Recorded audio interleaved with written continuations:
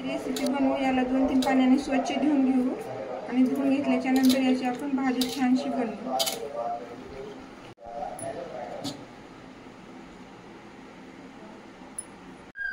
करटुले चिरून घेतले सर्व। करटुल्याची भाजी बनवायची आहे आज।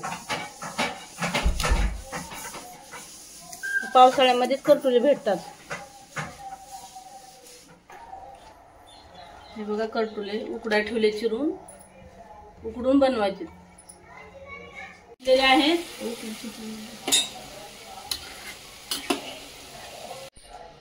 तेल टाकूया पहिलं। 2-3 चम्मच तेल टाकलेलं आहे। जिरा, मोहरी टाकली, लसूण टाकते,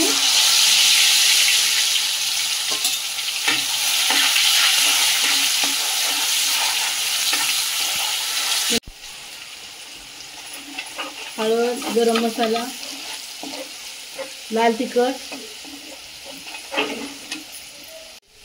चवीनुसार मीठ टाकते।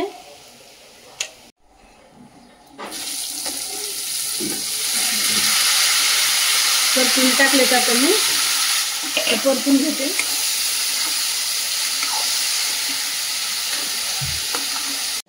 शेंगदाण्याचं कूट टाकते,